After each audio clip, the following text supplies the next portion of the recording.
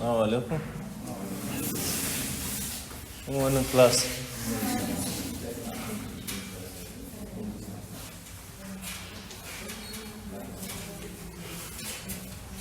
Where did we stop last time, please? And have I shared this content with you?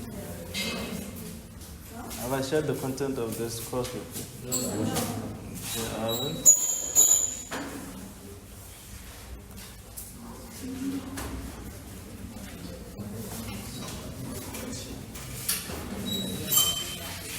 So this time around, today, last time I think we did individual and the society. We treated issues about JJ Rusu.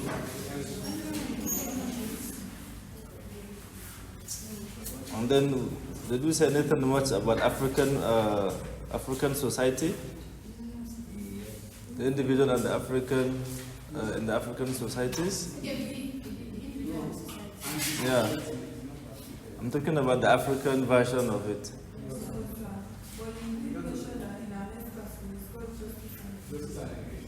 Yeah, that is what I intend to do.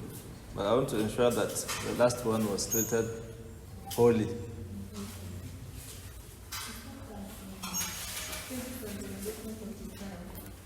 By JJ Rusuba.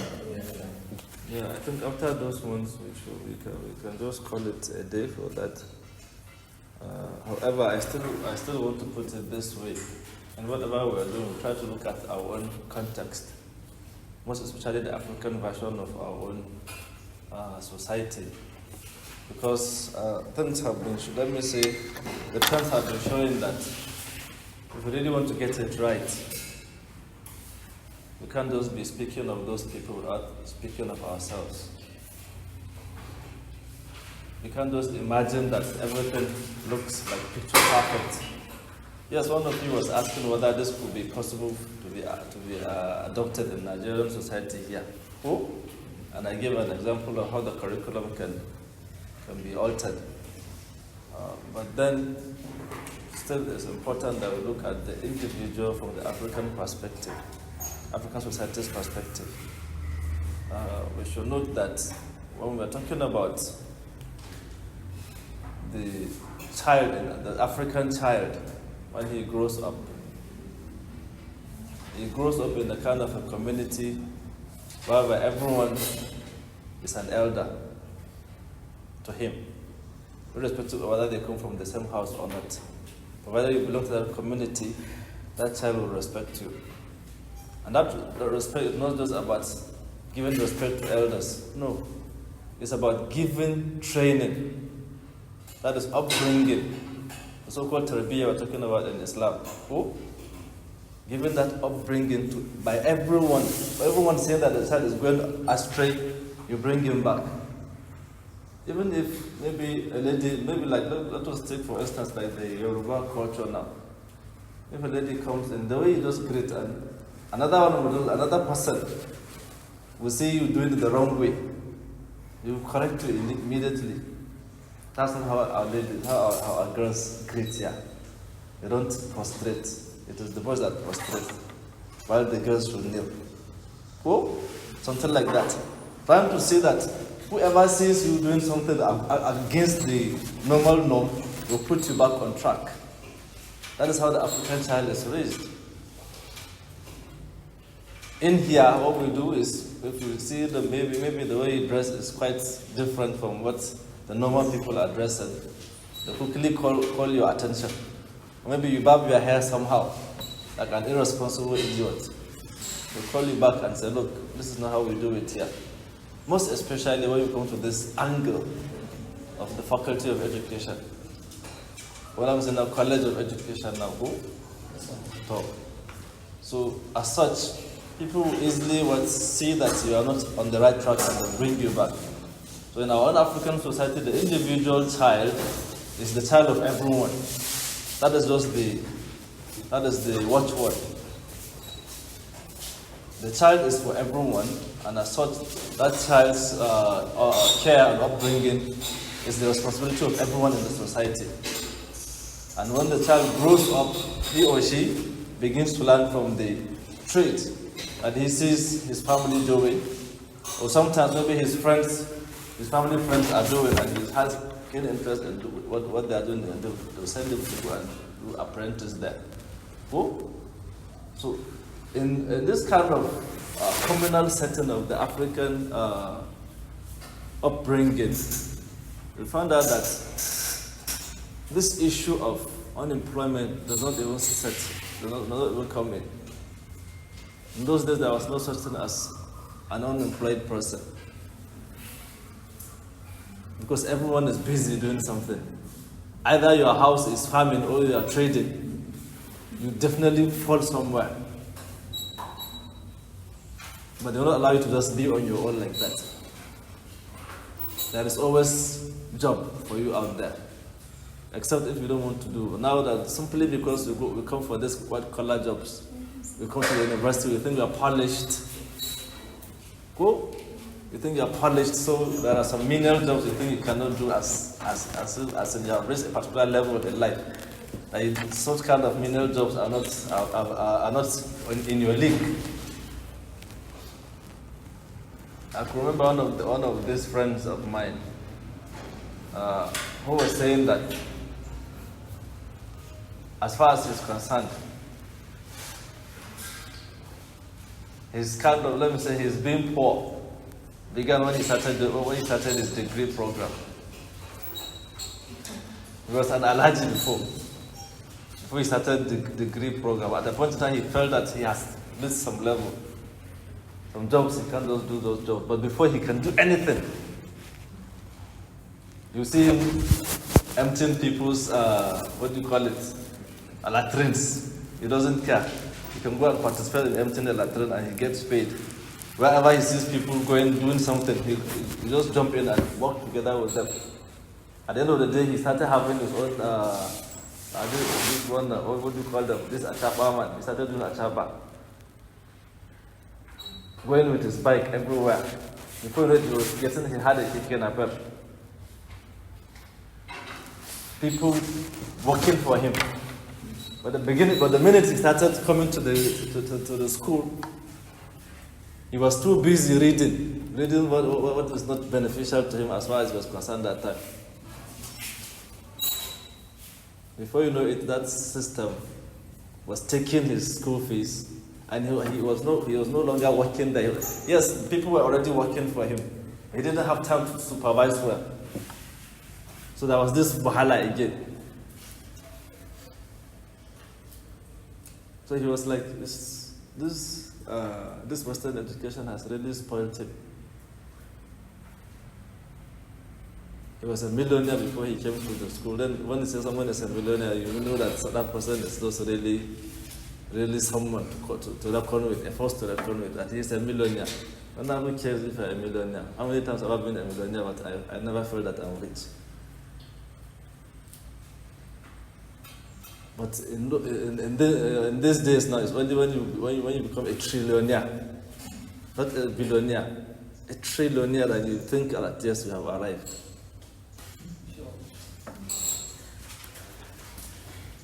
This is how the African society is kind of trying to tell us that if we really want to make things right, let us not allow our kids to rise up in the name of Western education without a trade, some handcraft that the child can do.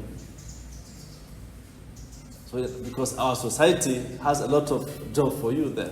There's a lot of job for you out there. So that is why it's very important before they become ripe and feel that they have reached a particular stage in life, level in life.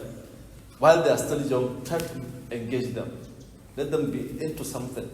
Before they know it, they are already into that particular trade or profession. So even if maybe they come to school, you know that their schooling is not dependent on what the kind of job that they're not dependent on their parents. They can even sponsor their own education if they like. So the parents are only supporting, but not actually sponsoring. But when you allow your child to be so weak, so pampered, you don't want the child to go to do this, to do that. He must reach so age. They are just protecting them in the name of education. At the end of the day, they finish the degree program without anything to do. I can still imagine some of my mates after 20 years, over 20 years of graduation, talking about already 22 years of graduation, someone is still looking for a job. Haba.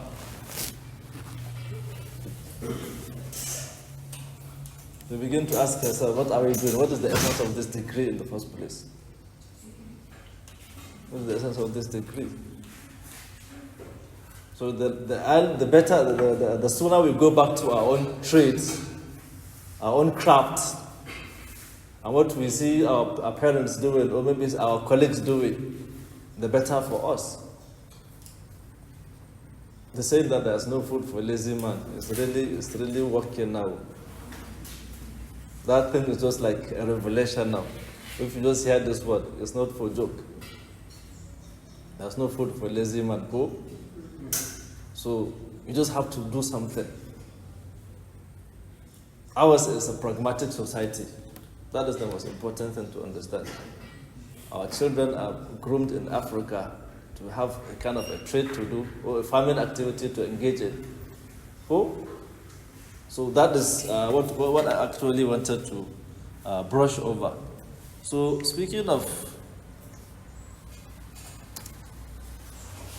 justice, social justice, and education, I said, when you're talking about social justice and education, we're talking about things like, I want to look at the works of this person called John Rawls. You know John Rawls' a theory of social justice?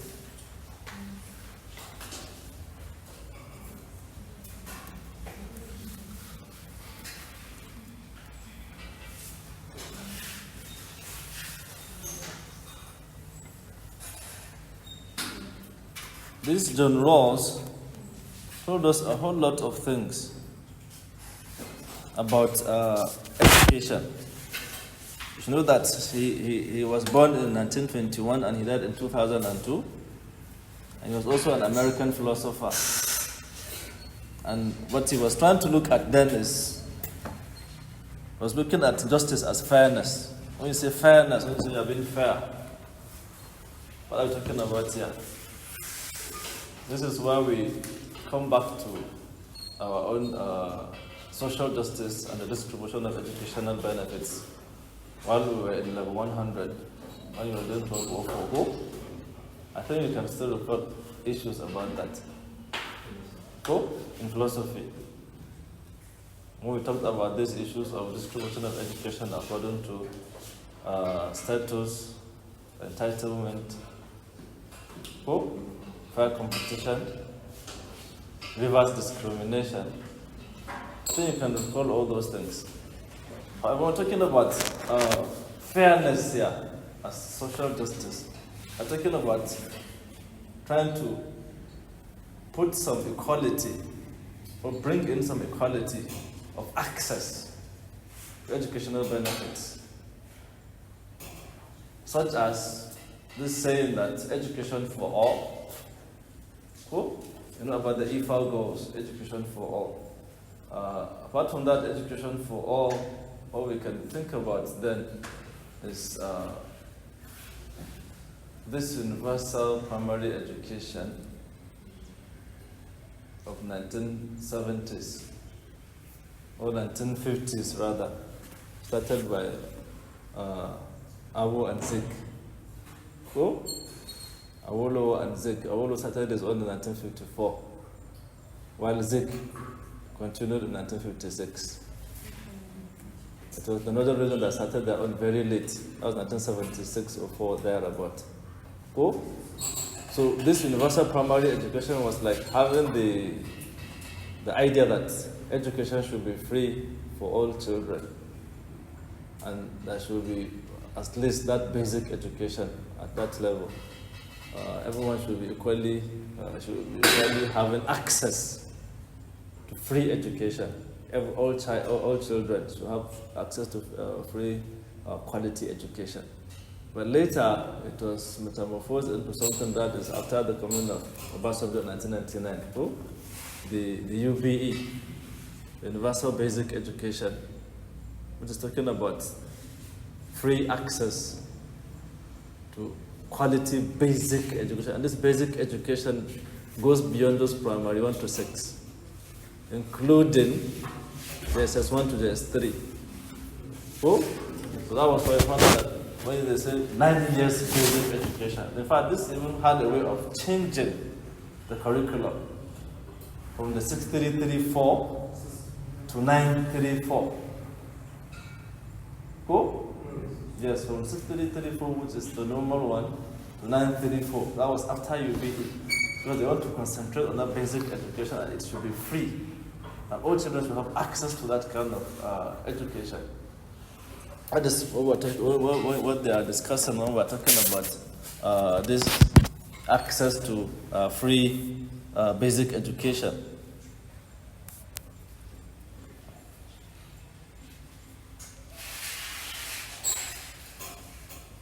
So in this kind of justice, what they're saying is that he was trying to kind of, let me say, envision a kind of a society whereby whenever we want to set some rules, we have to first of all be blinded. In any society, if we want to be just to everyone, he gave us two basic assumptions.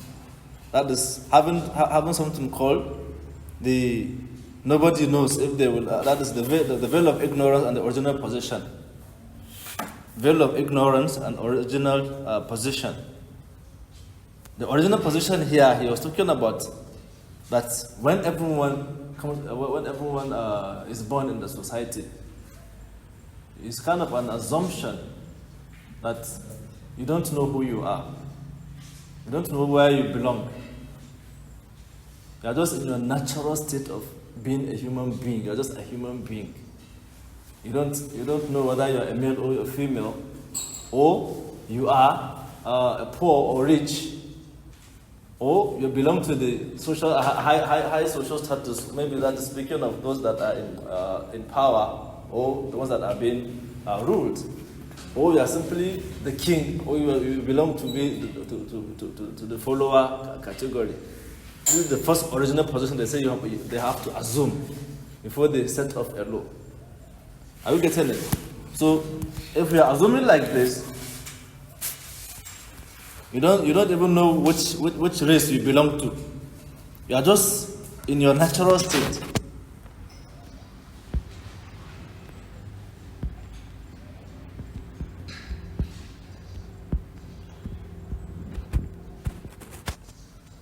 So he gave us like two basic principles here. The first principle, which said that the liberty principle, that is equal basic liberties for all children. That everyone should have the same basic rights and freedoms. That is such as freedom of speech, freedom of religion and political participation. And that's the example we can give for this first principle of basic liberties is like talking about all children should have equal access to education. It doesn't matter where you come from, whether you're a child of a poor or a rich man, you should have access to education. This is exactly what the UBE is considering. So that is what they are saying here. That is the first principle. And the second principle he was talking about is the issue of difference and fair equality of opportunity. This principle is divided into two. The first one saying that we're talking about fair equality of opportunity. Social and economic position should be what? Be open to all under the conditions of genuine equality. Saying that maybe there is a position of authority somewhere. People are looking for jobs. Who? You are looking for an accountant of a particular company. You don't say, I have to look at the children of creme de la creme. We are just looking for fair competition here, in other words. Let there be equal opportunity for all children, for all participants. so that there's not going to be bias in terms of whether your status or your entitlement or whatever. That is the first principle of equality that they're talking about here. And then secondly, under this principle, you have the difference principle. They say inequalities are only acceptable if they benefit the least advantaged members of the society. For instance now, to say that there is inequality in the way we pay our doctors. Our doctors are highly paid. They believe that it's fair, because if these doctors are well paid, they also help us to give us quality medical care.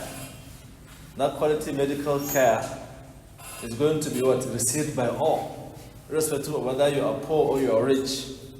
They'll treat you well when you come to the hospitals. And again, too, they also believe that if our teachers are paid highly, that will also be the same. Because when you are well paid, what is going to happen? You try to put in your best. See that you go with this principle of saying that to whom much is given, much is expected. That is why you find out that most of the private schools that are very expensive, the first thing they do there is to pay the teachers very well. So that the teachers there will do all they can to put in their best in that particular level of teaching that they are doing. So the same thing is what they're saying, that if there is going to be such inequalities of this issue of difference, then let the end result be that it affects everyone, irrespective of your class. So if you are going to treat some members of the society unequally, then let the output of their treatment reflect upon all the members of the society, not only the advantage, but even the disadvantage too. Let them have access to that particular benefit. This is the second principle that he's looking at.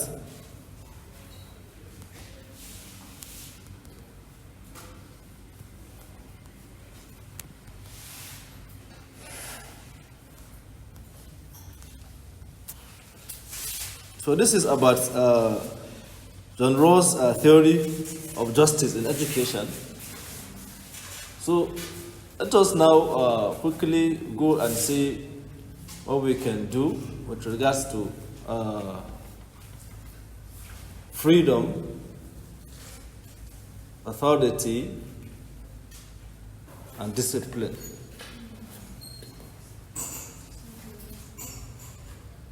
Freedom, authority, and discipline.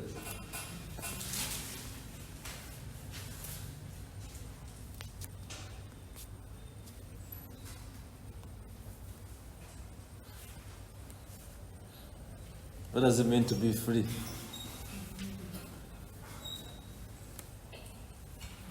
To say that I'm free. I think we started talking about that. Go? I don't know if it is in this class or in another class. Was it not in this class? When J.J. Rousseau was talking about man is born free, go?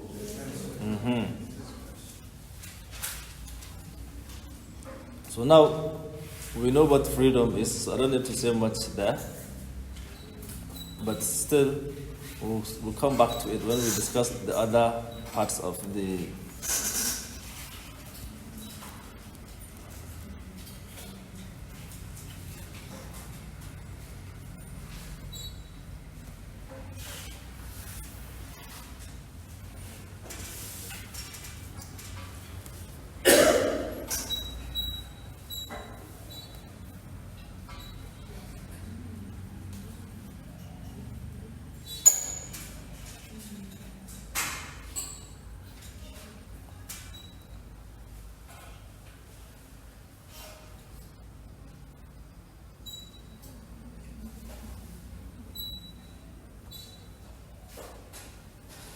speaking of authority, there is something here missing. under justice.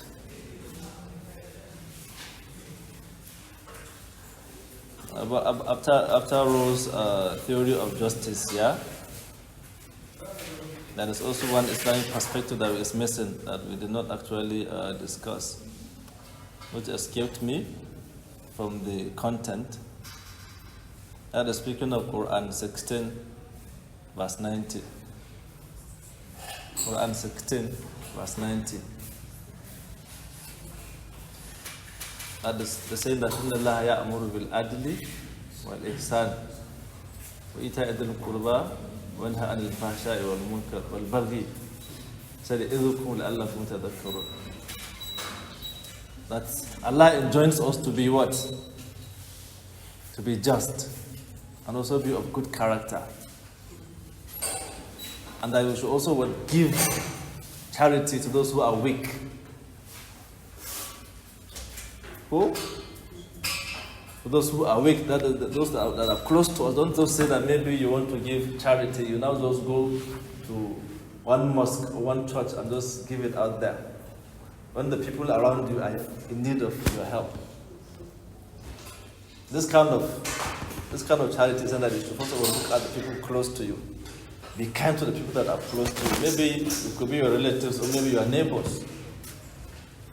Don't be living in luxury and your neighbors are there suffering. And if you look at this in a way, it's a kind of resonating with this John Rawls' theory of justice. If you look at it, it's kind of looking at the way we try to balance inequalities, even at the extreme case of having differences in our own incomes, trying to bridge the gap between the rich and the poor, so that there could be harmony in the society. Oh? And God here is also enjoining us to desist from immoralities. As such, immoralities are one of the problems that any society can think about. The minute you become immoral, and then you find yourself doing causing a lot of havoc in your own society, being a nuisance to your society. Think about what is happening nowadays. This phone snatching. Wherever you go, you are just looking at your shoulders. As someone who anytime bump into you. We are living so afraid because our society has not done its job. Who? Yes, we think we are smart, we can do this, we can do that, we can leave the poor to just go and die on their own. And they are looking for ways to also survive. And they're beginning to legalize what they are doing, thinking that, okay, that is their own way of taking their share too. Who? Because no one cares. That inequality that John Rawls was talking about is not actually taken care of. Inequality exists, but we are not ready to bridge that gap. So that is why we bring this verse of the Quran to kind of augment the versions of what John Rawls is talking about here, how we can make our societies to be a living heaven for us, so that we can live well and also thrive in our own societies. Now, speaking of freedom, we know what freedom is, yeah? Then authority, yeah, is speaking of what we give. The right we give an individual to hold a particular position. Who? The right we give someone, it's not a power. Authority is different from power here. Yes, sometimes power can come, but there are two different things here. Power could be just exercising of your own will over others. Cool? But authority here is backed up by legal means. It's legitimate means of what? Exercising the power vested on you by the same people who will make you higher authority to what? To govern. Our leaders are given the authority to make what? To make decisions for us. Just like they cry that why despite the kind of situation we are in. But they still don't care because we've given them the authority. Who? How haven't you heard what is going on now? I'm not aware of what is going on. I'm asking, let us be alive and be aware of what is going on in our own society. Are you not aware that Tinubu is going to get some more loans in trillions for us? Are you not aware? You are aware. And what did you do about it?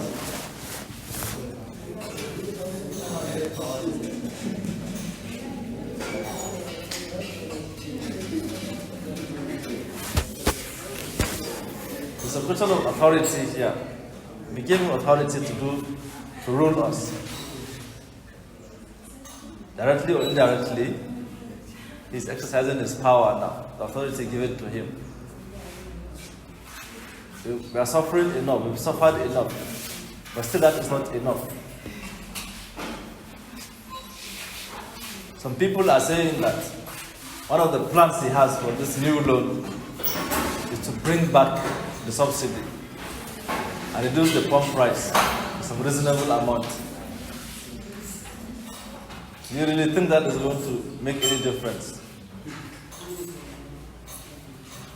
Yes, we do know that touching the pump price is the most important thing that one can think about now. Cool? But that is just talking about movement. It's only talking about movement. What about the others? Think about the multiplier effect. Food has risen and it's not likely to fall down any soon. At a point in time, they only tried to bring down rice. Just to bring down rice. People were busy there saying that Tinubu wants to kill farmers. Who? In fact, not just farmers, he wants to kill the whole north. Because they are the ones that are doing this rice farming. So this thing that they're bringing the price down, so it's just a kind of a sinister plan to destroy the north. Can you imagine? What kind of stupidity is this one?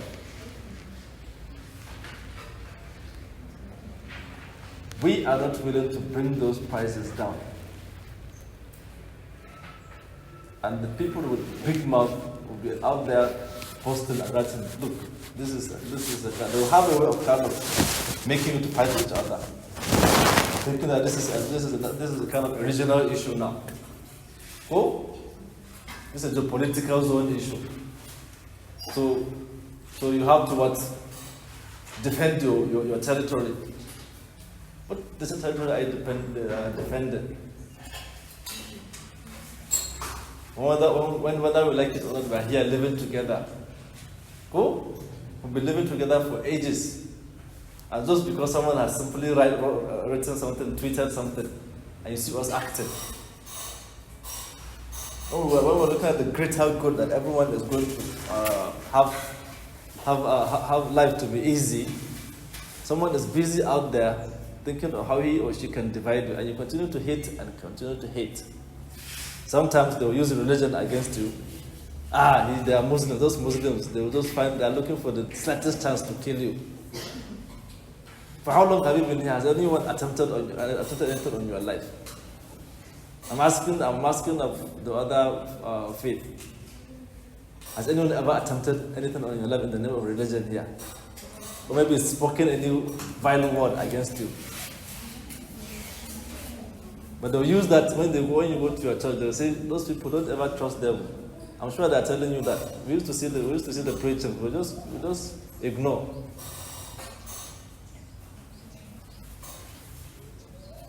So we're talking about authority here, and how this authority is kind of being misused by our leaders and even we ourselves.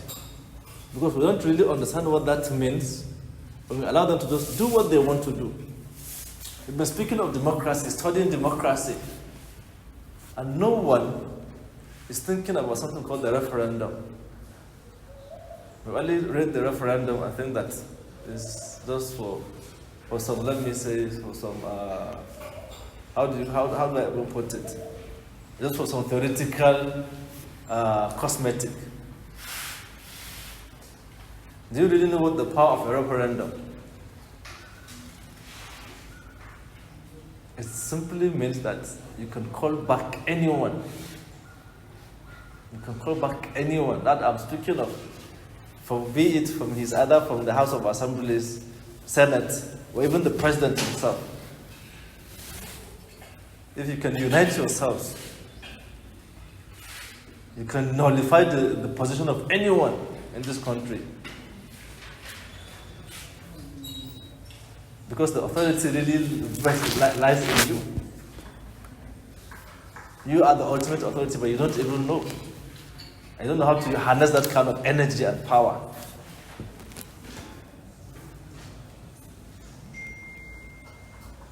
Why do you think they're really scared of this guy?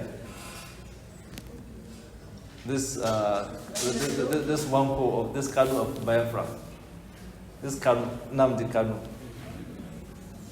Why do you think they're afraid of him? They don't want to go to court with him. Why? Because he really understands that thing called democracy. And his people really know that he knows what democracy is about. And what he's saying is that they should just give him a referendum, just one referendum. Let the people vote for themselves.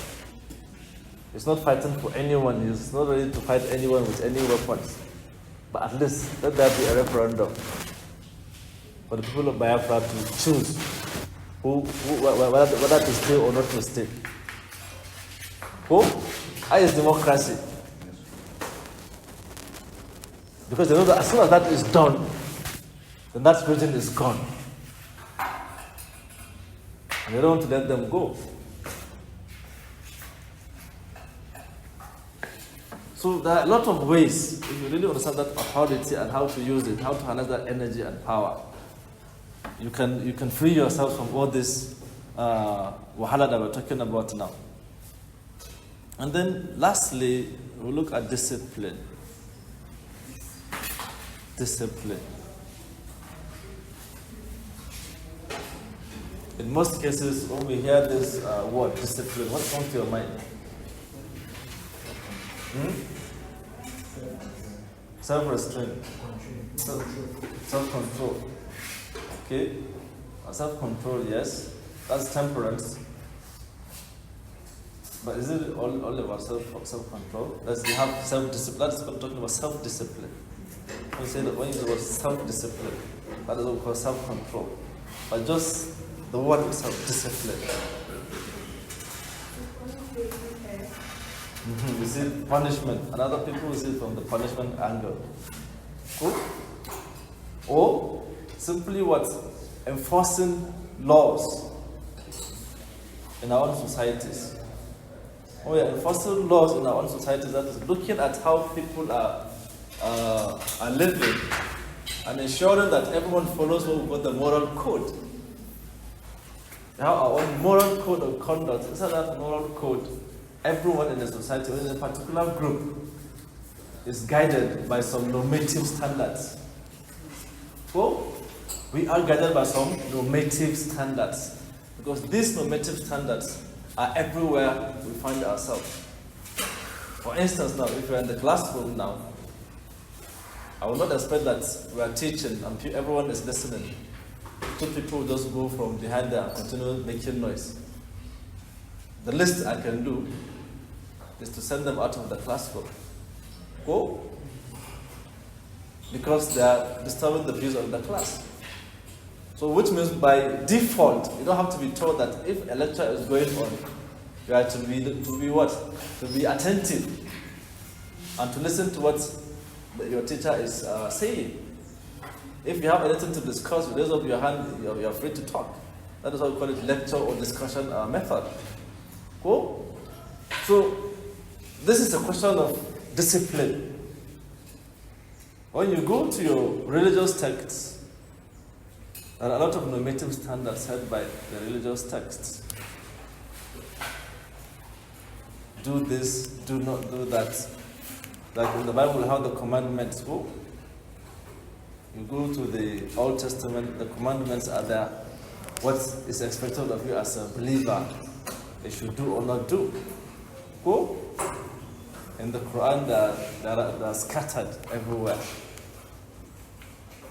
But the most striking of all the chapter that is talking about commandments there is chapter 17. Go.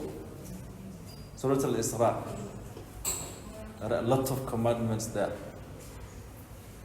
Even though we see some in Luqman is about giving you the right way of behaving yourself as an individual. It's still part of discipline. Go. The first one is saying that وَلَا تَمْشِ فِي الْأَرْضِ مَرَحًا. Don't walk so majestically on earth. That is the first commandment. That's why I said that you are nothing. Don't just walk so haughty and thinking that you are someone. Go. At a point in time, you said this is even the way you talk. Don't just speak with a too much loud voice, being above everyone, thinking that you supersede everyone. Then God even went to the extreme of saying that the most loud, the most noisy, and most let me say the most disgusting of all voices or sounds you can listen to. This is the sound of a donkey. Go. Listen to this. Have you ever heard of a donkey barking? Have you been to where donkeys are? And see how that donkey cries, how it kind of makes some kind of noise.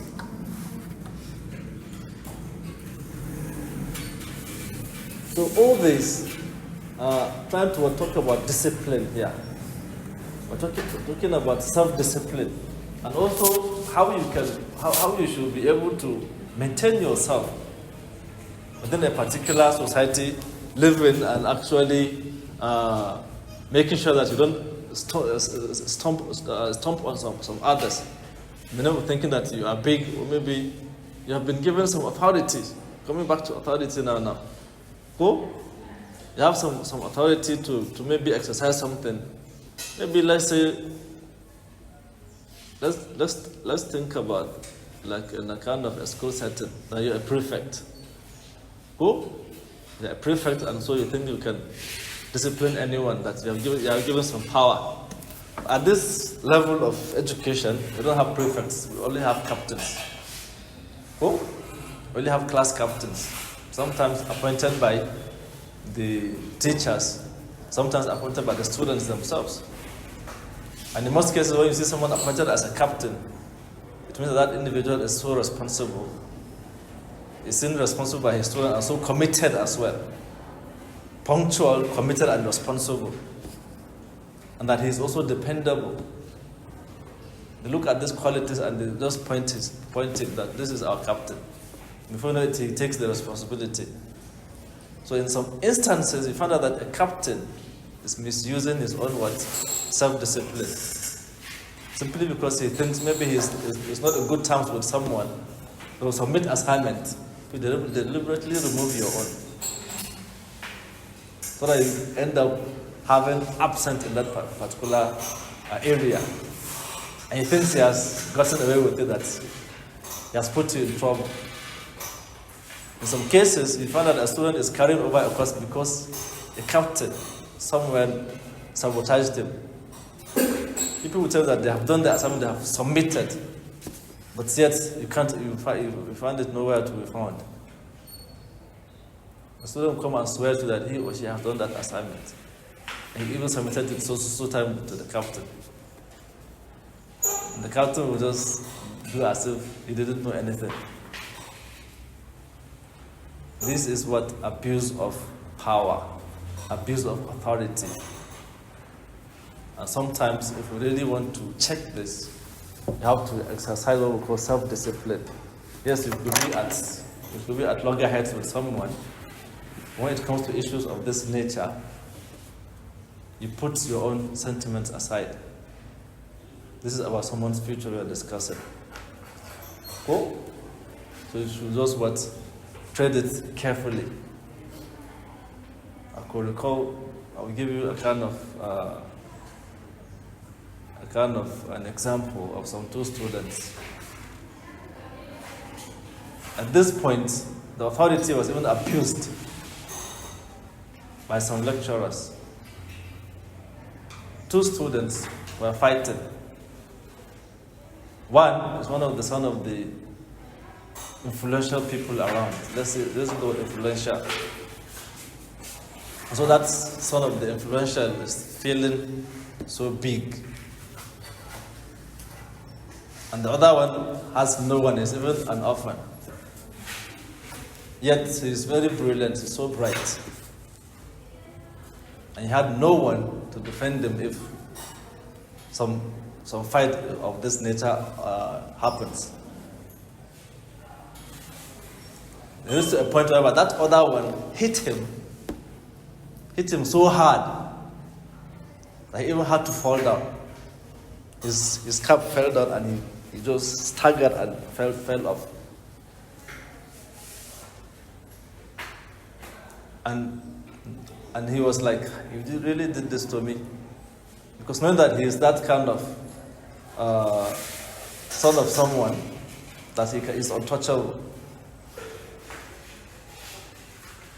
So that individual that was beaten took the matter to the security division here in the UK. I'm giving a true life story here that I'm even part of. That is why I'm telling you this. So that individual was kind of forced to forgive that other child, that other student, not child for instance, per se, that other student. He was like, he wants the school to act on this.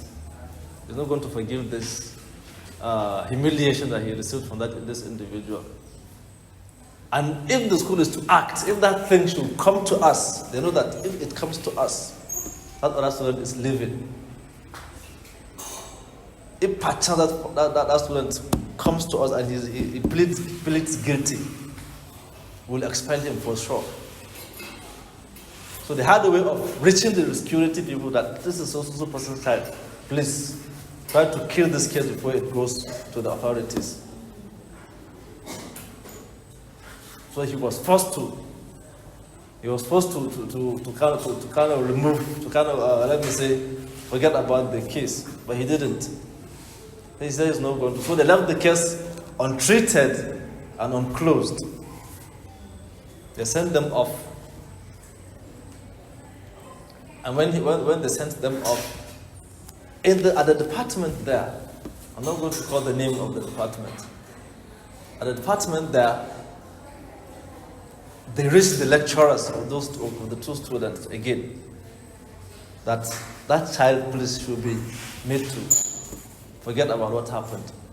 He still insisted that he wants the authorities to to follow his own right for him. So they were like, okay, so this is how you want to take it the hard way. Don't worry, let us see how you will graduate. He's our student, but he's succeeding there. He's our student in education here. Two of them are all our students, in fact. But are succeeding in another department. And that is why it happened. So they were like, okay, let us see how you will graduate. So he came to me. Then I was the exam officer. And he told me that this is the case. And he's so afraid. This is what they are telling him. So I was like, okay, since because they know that you have no one, that is why they are doing this to you. I just told them that just take your calm, do your studies. As soon as you finish, just give me the title of the particular course they are talking about, that they threaten to see your end. If you have no one, then we will stand for you. And we'll see how that will fare. And God so kind, that individual, upon graduation, he was given carry over that particular course. So he came to me and said, it has already happened. I said, those will come. And God so kind, in all his courses, the list he had was B. All others, A, B, B, B, A, B. But that course, he was failed. And in the course, he was the group leader. They even did some group discussion. He was the group leader who presented. All his mates have passed, but he was failed. So I was like, very good. Let us see how this will end. So I sent my deputy then to that department. I told him that from this department, I want a remark for this student. I want a remark on that course, and I want that script to be out. Else there's going to be trouble in that department. I'll make sure I'll break down all of them. So they were so scared, they quickly made a committee. They called on the lecturers, and lo and behold, even his script was taken away from the script there. I said, wallahi, they must reproduce it. They must reproduce it. Else there's really going to be trouble. I'm going to take this up to the authorities. Before you know it, it was brought somehow. They put it there, they still brought it out. They deliberately failed him. And the person that failed him was told to remark it. He said, this is just what he can give him. There's no way he could. So they had, because the HOD then was like so scared, but they didn't know what was actually going on. They remarked the student's script, and he got like, I think 66. And God so kind, the same episode happened before my own finished. At Senate level, when the results were presented, there was a red line that everyone was like, this student should be checked. This student has gotten all his courses and has only one course to graduate. Please let this department recheck this student. That was directly from the Senate. So they heard of that, and I was already on motion then. So they knew that definitely this is going to be trouble for them. Now this is an A student, he can't just fail this course alone. And what is there in the course that will fail him? Let them quickly go and revisit that paper. Don't know that we were already in motion. So the student came and graduated. And God so kind, that same child of the so-called creme de la creme was doing one of my course. And unfortunately for him, he did not appear in the list of students that Bucharest sent to me. He was even let me say, disappeared. He didn't appear in the list of students that even did that course. So they had to come to me again that, okay, please, this guy did this and we don't know what really happened. I was like, you see, this is what they call karma. I was accidentally into this your issue. And now you are here kneeling down begging me about your course. Because you think you are someone, we really don't care who you think you are. As far as your name is not on this list, wallahi, there's nothing I'm going to do. Yes, I know I have ways of rechecking if I want to, but I'm not going to check until you go back and really seek forgiveness from that particular candidate that you erred on. He said, wallahi, sir, I've begged him, I did this, I did that, I've already begged him to forgive me, but he doesn't want to forgive me.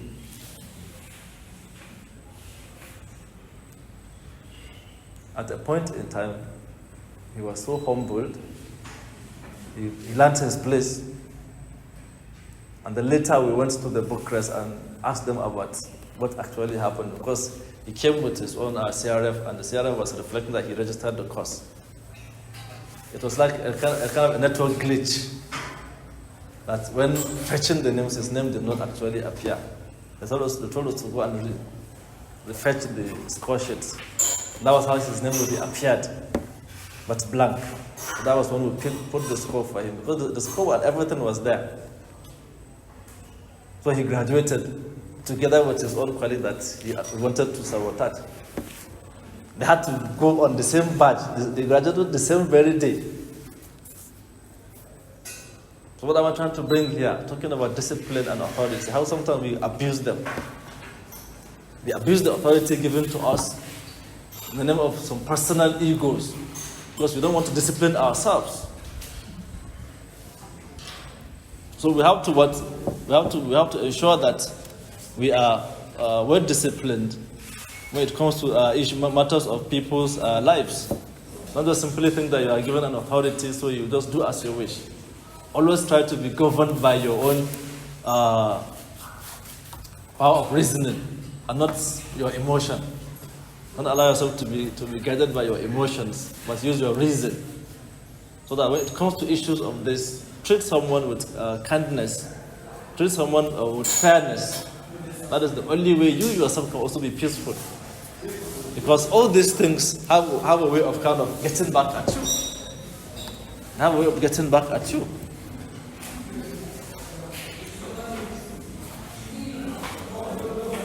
Other angles that we can look at school discipline. School discipline have to do with sometimes, you were talking about punishment. Well, we don't always have to punish a particular child in order to gain his own discipline or attention. We have different psychological ways of, let me say, enforcing school discipline. For instance, in the classroom, as a teacher, you don't really have to punish someone by maybe corporal punishment, but that is talking about physical caning. So, you can simply punish someone by ignoring him. So, this will have negative and positive reinforcement. You can use reinforcement. You use negative reinforcers to what? To punish someone. Without necessarily having to engage in physical or corporal punishment. In a lot of ways, different societies have different ways of looking at this school discipline. Some others think that the only way you can command respect, the only way you can discipline your students is by what? Holding a cane. Cool? But in some instances, other societies, or most especially our modern societies now, are against this idea of corporal punishment. So school discipline here has different interpretations. And if you really want to thrive well, you shouldn't allow yourself to just be using that other side of the physical violence. You should have ways of punishing someone without necessarily having to beat him. Like here in this environment now, one of the ways they punish you is by maybe giving you some psychological traumas. Like these people wanted to actually punish this child. If it were to be that he was just so rude and they decided to show him his place, it would have been justifiable. Well, but it was simply because he doesn't have anyone to stand for him. And it was a kind of a war of attrition between himself and another student, that they are actually against him. Are we getting it? So you should try to be what's just in what you are doing, and this discipline should be well applied in our own classrooms. We should know that the way we have the power to discipline someone, we should do it in a way that it doesn't actually infringe on their own rights, and also, let me say, how do I even put it? Their freedoms as well. So this is all we have as far as discipline is concerned. You can have a way of looking at it. Any question? Any question?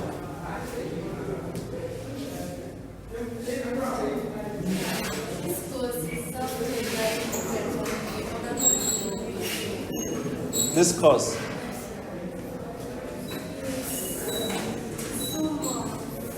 You are confused. How is it confusing? It's because we don't have the outline in front of you. It's because we don't have the outline. That is why. The first thing I will do, I will give you the outline that I'm using. Who is the captain here? You. You have my number. Text me. Text me or remind me, then I'll forward it to you. So that you can share with them, okay? I think when you see that, it will be less demystified for you. Okay? So we'll see you next week, inshallah. You're welcome.